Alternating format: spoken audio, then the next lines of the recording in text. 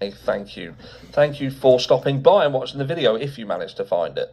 If you managed to find it, but if you didn't manage to find it, then you won't even see this. But anyway, yes, you are.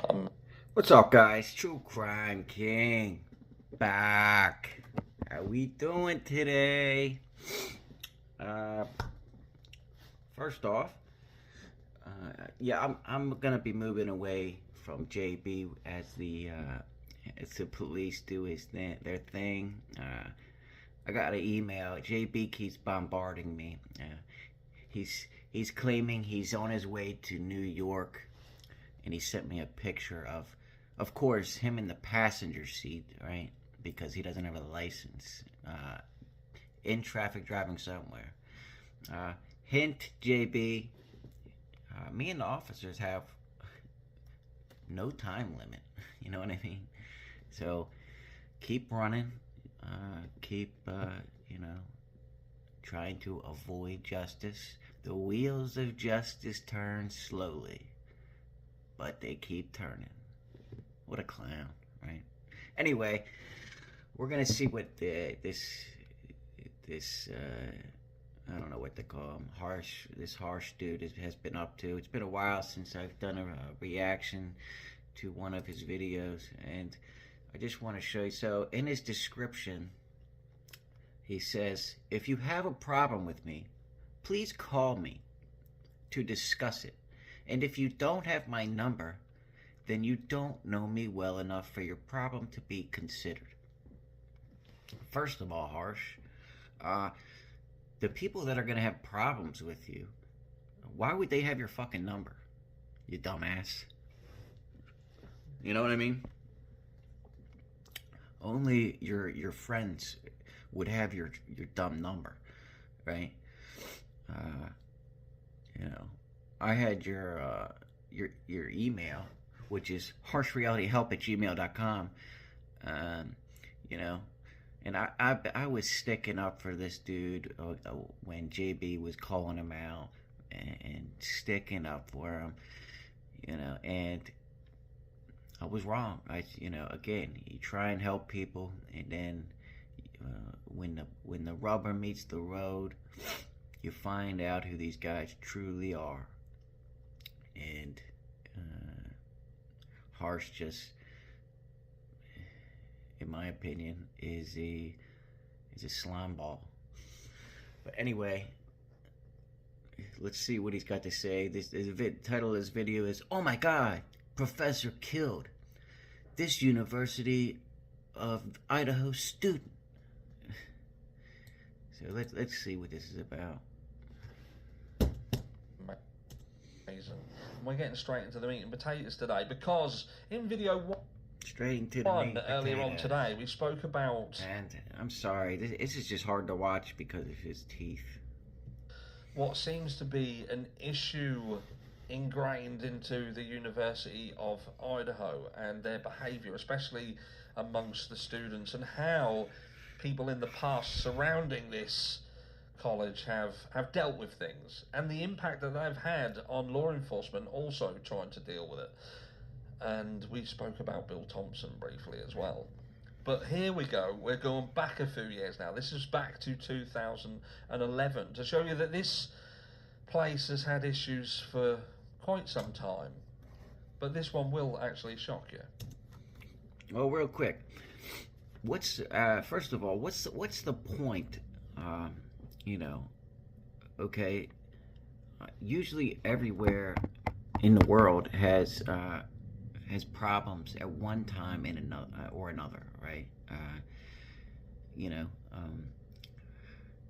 I still don't understand what the point is if this happened in 2011. I mean, what are you going to take us back all the way to the dawn of time?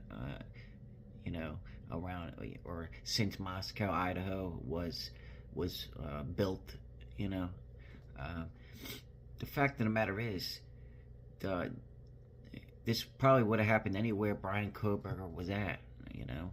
I mean, Brian Koberger, in my opinion, is a stalker, murderer, psycho, and just probably was jealous he couldn't get these girls without having to, on his own. So, in my opinion, this would have happened anywhere Brian Koberger was at, and he just so happened to be at Moscow, Idaho. We've got on your screen here is Katie Benoit and Ernesto Bustamante, who was a psychology professor at the University of Idaho. And this guy would go on to murder this girl and then murder himself. Can you murder yourself? Is that the right terminology? Or self-delete? Okay, so hold on. This Idaho professor shot dead a student he previously dated. Okay, so this wasn't just some random thing, right? These two, first of all, this professor, you can't, when you're a professor, you're not supposed to be dating your students. Okay, that's number one. Okay, so that's a huge red flag that should have been nipped in the bud immediately, but it wasn't. Okay, and when people are dating and then break up, that's the most volatile time. No matter where this was, right? Let's keep going. For the fans, I know people don't like that. So a University of Idaho professor shot dead a student he had previously dated and then committed suicide after she reported him to authorities for threatening her with a gun 3 times, it was revealed. Katie Benoit, 22, was killed by psychology professor Ernesto Bustamante in August. After she and others warned the university that he had talked in class about shooting students and was having, we can't read that, I don't think, with students, special parties. What do you mean you can't read that harsh? Anyway, he was having sex orgies. You can't read that? What? Anyway, I forgot what I was going to say now. With students. University officials have said that they urged Benoit to take safety precautions and go to the police, but that they could not tell officers details of the allegations because of confidentiality. There's going to be something we're going to touch on later on, which I find quite interesting, surrounding how the university dealt with this. So documents released today show that a student evaluating Bustamante last fall complained his teacher was erratic and that he had discussed shooting students. In December, a complaint called into a university hotline accused Bustamante of having sex with students and coercing one into having sex with him and others. The university... Okay, so I'll read this myself. It's just so hard for me to understand what he's saying. Documents released today show that a student evaluating Bustamante last fall complained his teaching was erratic and that he had discussed shooting students.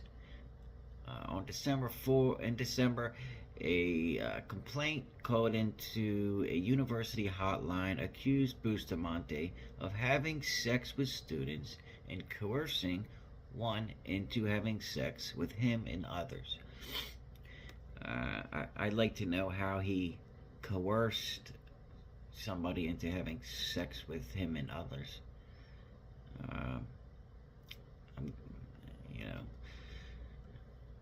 Maybe he gave him alcohol. I mean, how do you just say you will have sex with me and others? Like, I don't know how that works, but if someone in the comments has an idea, please let me know. The university have defended their response to Benoit's complaint, saying they contacted Moscow, Idaho police immediately after she came forward. Have defended their response to Benoit's complaint, saying they contacted Moscow police immediately. And real quick, I'm sorry, but I just gotta go back. Harsh is saying that if you don't have his phone number and you have a problem with it, then your complaint isn't worth being considered. What a stupid clown, right? Does that make any sense? Right? Like I said before, only your little tiny circle of friends are gonna have your fucking number. Anybody who has a real legitimate complaint against you, dude, why would they have your personal fucking number, man? Hello? Dumbass. After she came forward. They told law enforcement that a student had been involved in a domestic violence issue but did not detail Benoit's allegations, including claims she was threatened with a gun. Benoit did not want us to discuss the allegations in her complaint with police, and we honoured her wishes. I still don't know what any of this has to do with anything, what any, way back, history that happened on the campus. I mean, there's thousands and thousands and thousands of people that go there every year, right? Of course there's going to be things that happen on campuses every fucking year, right? I mean, this just so happened to be at the one campus where Brian Koberger did this horrible crime. I mean, allegedly, until he has his trial in the gavel bangs, right? But in my opinion, it's Brian Koberger, 100%. And I still get some people saying, oh, he didn't do it. But then they still don't give any other possibilities of what could have happened. They have no evidence for anything else. Nothing. But then they try and say that I'm wrong. I mean, clowns, right? If you're going to say that I'm wrong, you come prepared with some evidence that shows me that either it couldn't have been Brian Koberger, or who did it then? And have your evidence, right? And then some people are still saying that they're trying to say that the DNA on the sheath wasn't Koberger's. I mean, those people I just block immediately, because obviously they have zero brain cells, right? The university said in a statement. University spokeswoman Tania Thompson said under school policy, Bustamante first had a chance to respond to the complaint, which he was served in early July after university officials received permission from Benoit. He, at that point, has a right to respond to those allegations, Mr. Thompson said. Bustamante denied Benoit's allegations and told administrators that they had a friendship that had dissolved after she stole prescription pills from him. Benoit later... Okay, so, yeah, it wasn't just a friendship. They were having sex, okay? They were having orgies with other people and sex, okay? You can say that harsh. You know what I mean? Anyway, and then, so the girl then steals his prescription drugs and whatever else.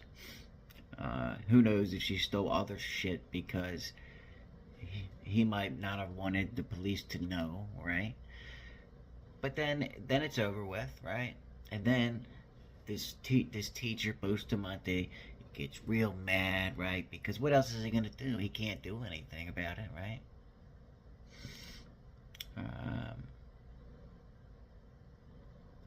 I mean, what's he gonna do? Call the cops? And then all she has to do is just either take them or flush them down the toilet. He ain't getting them back, right? So what's really the point of calling the cops?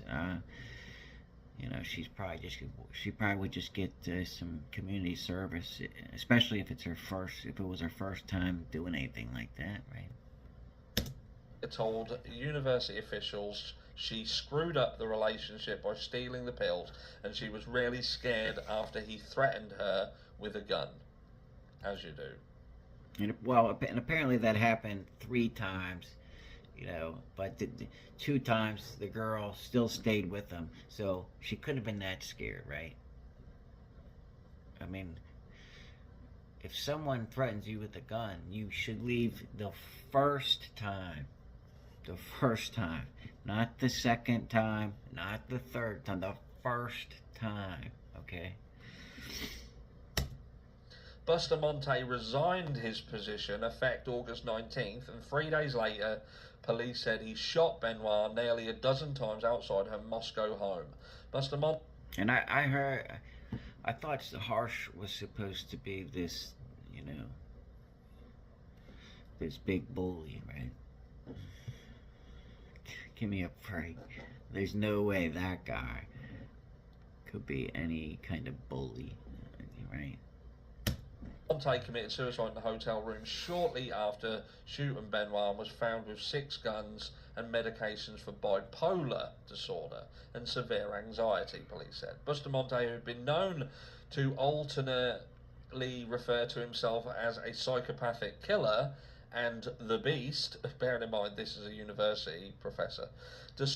Okay, well, time out. What do you guys think? I mean, we know after this he kills this girl, right?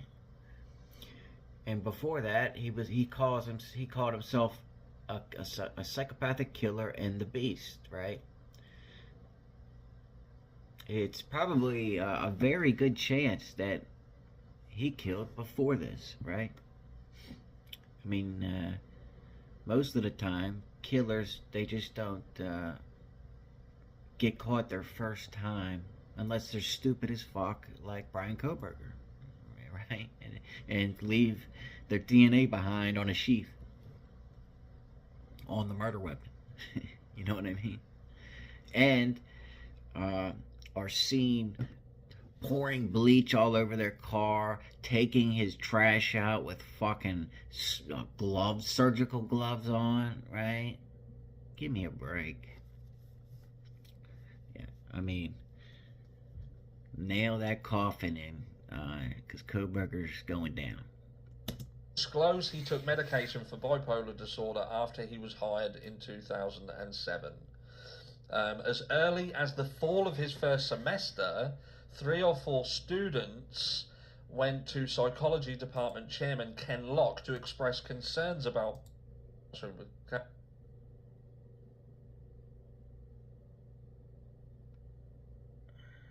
statement. Sorry, I'm skipping forward a little bit. He's just boring in my opinion. Started in December 2010, Bustamante met with administrators to discuss a complaint that an anonymous caller put into the university hotline saying Bustamante was having sexual relationships with students. The call reported that one of these relationships had become mentally abusive and the student had been coerced by Bustamante into having sex with other people. They have all... Okay, again, I know that this girl was a victim, but I still would like to know how he could coerce her into having sex with, you know, or having participating in the orgy, right? I believe that had to be done. I mean, what was he pointing a gun at her the whole time, right? I think at this time, with just what I know, I think that she just did it on her own free will, and then after all this came to light, obviously she didn't want people knowing that she had orgies and shit, right? And then, you know, and then just said Bustamante coerced her into that. You know, it doesn't say anything about him holding a gun or threatening her. But that's just my opinion. Obviously, Bustamante is a professor that is, is a monster, right?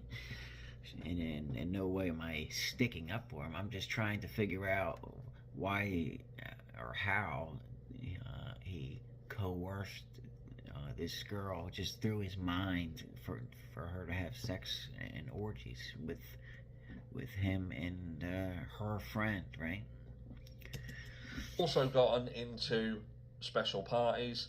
The caller said, according to a copy of the hotline complaint, the student at the I mean, they're they're going there knowing that there's going to be orgies, right? centre of the abuse allegations was not Benoit, and denied that Bustamante had exhibited improper behaviour, refusing to file a complaint against him. Bustamante denied any violations of university policy during a December 13th meeting with university administrator. The student's name was not mentioned during the meeting, but she later informed administrators that Bustamante had called her immediately afterward and warned her that the dean of the college might make inquiries regarding sexual harassment complaint. Benoit's relationship with Bustamante ended in May after he put a gun to her head a third time and told her how he would use it to kill her. He had. Okay.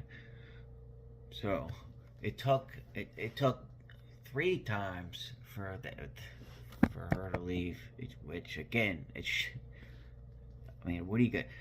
Why wait until the third time, right? I mean, wouldn't you leave after the first time?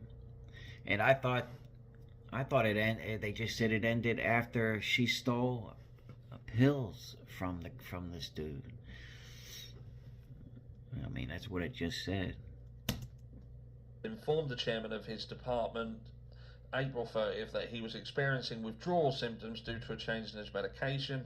A judge on October 3rd ordered Bustamante's personal records to be released.